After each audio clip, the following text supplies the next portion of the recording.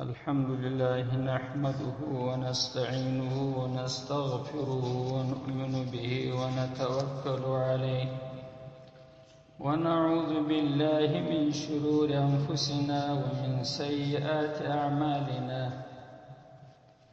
من يهده الله فلا مضل له ومن يضلله فلا هادي له، ونشهد أن لا إله إلا الله وحده لا شريك له، ونشهد أن سيدنا ومولانا محمدا عبده ورسوله، وصلى الله تعالى عليه وسلم تسليما كثيرا كثيرا. أما بعد، فأعوذ بالله من الشيطان الرجيم. بسم الله الرحمن الرحيم. أم يقولون شاعر نتربص به ريب المنون. صدق الله العلي العظيم. دا آیات کریمه د سورة الطور یرشم نمبر آیات. دا آیات ترجمه ته به وروسته راسو. یو ورور پوښتنه کړې ده چې دغه د سفرې د میاشت اخري چهارشنبه زموږ د پښتنو په ماحول کې په سروري چهارشنبه باندې مشهوره ده، چې په دغه ورځ باندې ځینې خلک قرآن کریم په یو پټو په یو شي کې وپیچي، بیا یې کورو ته لېږي. خلک تر وځي د دې دپاره چې دا نو بیا د آینده کاله پورې دوی د بلاو څخه محفوظ دي. او ځینې بیا ډېرې خوشحالي کوي، خیراتونه کوي چې په دغه ورځ باندې رسول اکرم صلی الله علیه وسلم د ناجوړۍ څخه جوړ شوی دی.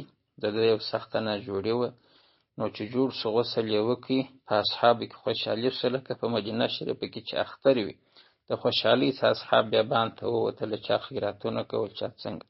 نو په دا منظور باندې دوی هم په دغه ورځ باندې خیراتونه کوي. او سلامونه څوک لیکي، دا او آیات دي په قرآن کریم کې چې مشهوره په اوه سلامو دي چې په سر کې سلام راغلی.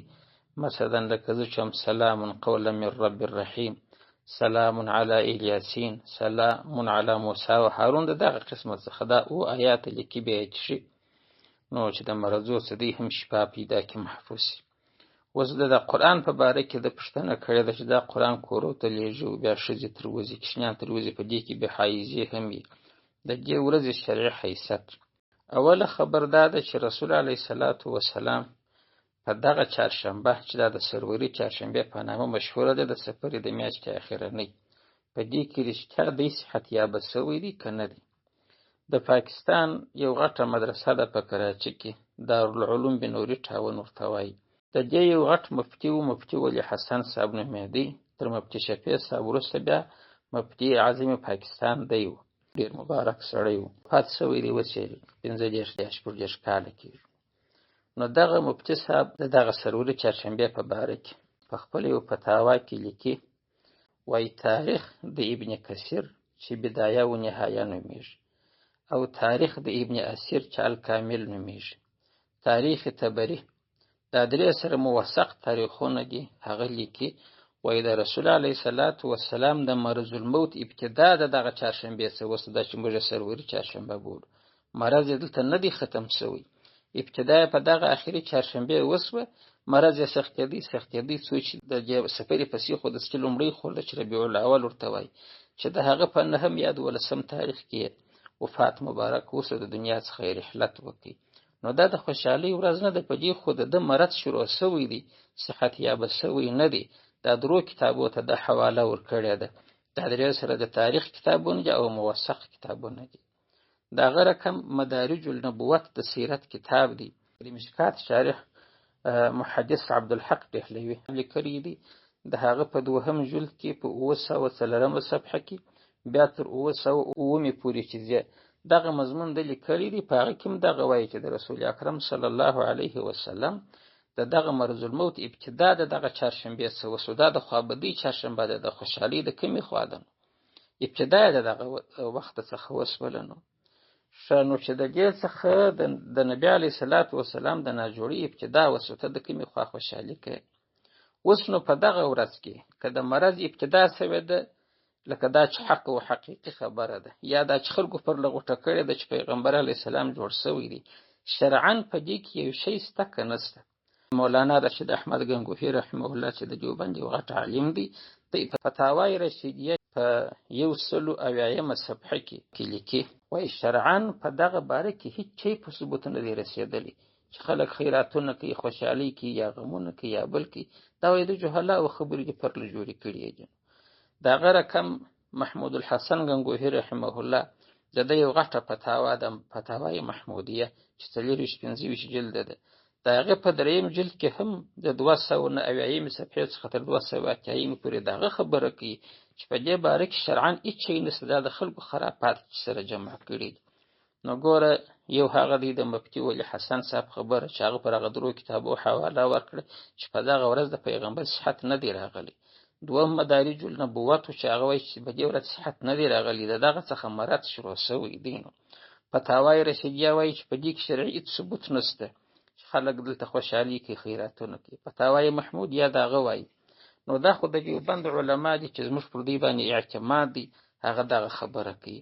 تر دې ګردو چې راتېر شي فتاوای رغدویه د احمد رضا خان بریلوي، د هغه یو فتاوا د ډېره ښه فتاوا د موثقه فتاوا ده، دا چې خلکو د ده رنګ وربد کړي خو پرېږده. و به هر حال زه چې یادوم د دې لپاره یادوم چې بریلویان په دې مشهوره دي چې دوی خیراتو ته مازیبانه غواړي، الواخواره دي.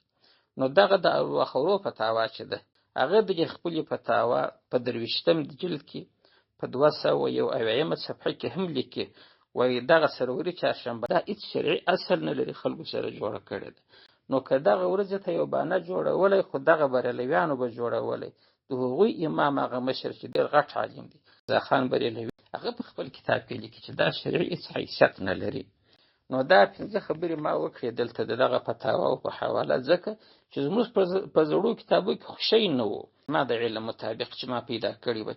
دغه علما د دیوبند چې د هندوستان دا نو ګواکې د اوس فتاواوې دي، په دې کې چې وګورې هغه دغه وایي هغو ډېره مطالعه کړې ده، هغو شی نه دی پیدا کړی وای، دا شرعي اصل نه لري. نو بیا د کومې خوا را شروع شوه؟ د هغه وجه دا ده چې په دغه چهارشنبه چې رسول علیه الصلاة والسلام د مرض الموت په مرض باندې اخته سو، یهودو خوشحالي کولې، دوی خوشحاله شول، اوس یې د غمه خلاصېږو. بیرته هغه آیات ته راځم. آیات چې ما وویل د مکې مشرکان چې و هغو به د نبي علیه السلام د مرګ انتظار کوه. قرآن دغسې وایي ام یقولون شاعر، بلکې دوی داسې وایي د مشرکان، وایي دا خو یو شاعر سړی دی، نبي د کومې خوا دی. نتربص، موږ به انتظار وکړو به په ده سره ریب المنون، د پیښو د زمانې پیښې به ورکش کې خپله به براغه د یو ورځ مرګ ورته سي داسې. نو ریب پیښې، المنون د زمانې، یا ریب المنون د پیښې د مرګ انتظار به وکړو. نو دې د مرګ انتظار مشرکانو کولو. د مدینې یهود خو د رسول علیه السلام بیخي ضد وه، هغو یې هم د مرګ انتظار کوو چې په دې مرض دی اخته سو، چې خلکو ویل چې یاره سخت مریض دی، بیا به نسي جوړ. دوی باره میلې شروع کړې، خوشحالۍ شروع کړې چې اوس یې نو د شره څه باره بېغمه کېږو، خلاصېږو. نو دا خوشحالي د هغه ځای څخه را شروع ده. نو لهذا د دغه ورځې خوشحالي په دغه معنا چې پیغمبر صحت یابه شوی دی غلطه ده. شرعي اصل په دغه ورځ باندې خیراتونه نه لري. پاته د قرآن کریم لیږل چې سوه، هغه خو په پوښ کې که حیزه لاس ورکړي خو هم پروا نه لري، لیکن دغه کار ولې شروع شوی دی چې دوی د قرآن شریف وځي؟ دا د جهالو کار دی. دا جهالو چې دی د دوی د شارټ کاټ لارې، لنډې لارې خوښېږي. جنت ته چې هم ځي د هغه ملایانو تقریرونه اوري چې هغه ورته وایي سبحانه دې وویله د ګرد عمر جنایي او شرابونه دې ګرده بخښل کېږي چې دا جنت ته ځي. دی باره یو عبادت لعنت کې بس دغه سبحان الله وایي. څو واره چې درود ووایه پلانۍ، د رجب په میاشت کې چې په پلانۍ ورځ باندې 5 لمونځه قضا راوړه، د ګردو لمونځو قضا غاړې په خلاصېږي. دغه خرافات دی وایي، دا لنډې لارې دي، و جنت ته دوی لټوي، او حال دا چې قرآن او حدیث د دې خلاف دي، دا رقم نه ده. په خدای چې یو ښه نازولي پارک ته ورځې چې ته په 100 ټکټ کاټ نه کې که ورداخل شي، د الله تعالی جنت دغه رقم دی.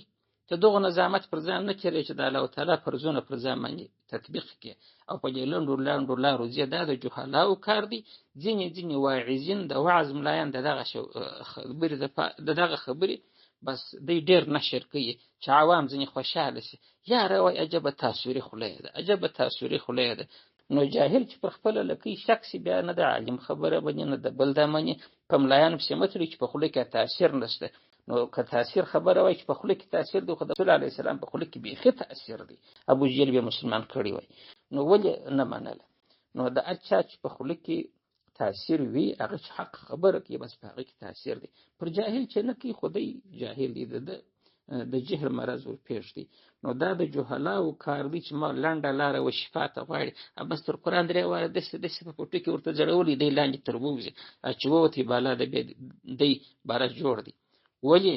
خو رسول الله صلی الله علیه وسلم د خپل امت د حفاظت لپاره چې دی کتاب الدعوات په ارض حدیث په کتاب کې په مشکات کې وګورئ د 139 صفحې څخه شروع تر 200 شل پورې دغه دعاوې دي چې دا وایه دا وایه، د عیال د حفاظت دعاوې پکې کېږي، د اولاد د حفاظت دعاوې پکې کېږي، ستاسو د ځان د حفاظت دعاوې پکې کېږي. کتاب الطب والرقا د دمو د پاره د طبابت د پاره چې دی هغه د 315 صفحې څخه 2 صفحې په دغه رقا او په دمو باندې ډکې دي. دی نه د دمونه زده کوي نه د دعای زده کوي، بس قرآن شریف دوری ووزه بالا چې ارڅه کول دی بره محفوظ دی. دا د جهالت خبرې دي. که حق حقیقت راسو د رسول الله صلی الله علیه وسلم هدایات د جن په باره کې بیخي ډیر دي، خلک دې دوه کوشش وکړي فقط وادي او زده دي کې، نو چې هغه نزد کوي تر قرآن وزي نو دا په خپل ځان کې بدعت دي، په خپل ځان کې ناروا کار دی. د اچا څخه په علماو کې یا په مجتهدینو کې یا په اصحابو کې دغه نه د نقل شوی چې قرآن خلک وزي او راوزي، نو دا کار صحیح نه دی. پاتې سول سلامونه خو آیاتونه دي د قرآن کریم په آیاتو سره شفا حاصلول. دا هغه دی ما درته ویل چې کتاب الطب او رقاص ده، دغه رقم کتاب الدعوات دا صحیح کار دی چې دا اوه سلامونه سړی نوشته کې وي چې مګر نه په دغه ورځ بل وخت په کال کې وکړي، خو هر وخت موږ ضرورت لرو وجې ته چې الله تعالی زموږ حفاظت وکړي د امراضو د شرور څخه. هر وخت داسې کېږي، یوازې داسې نه دی چې په کال کې دغه ورځ ته اوه سلامونه لیکي. او دغه د سفرې د اخرنۍ چهارشنبې په باره کې دغه خبره ګواڅي نه ده چې پیغمبر علیه السلام صحت پیدا کړی دی. واخر دعوانا الحمد لله رب العالمین.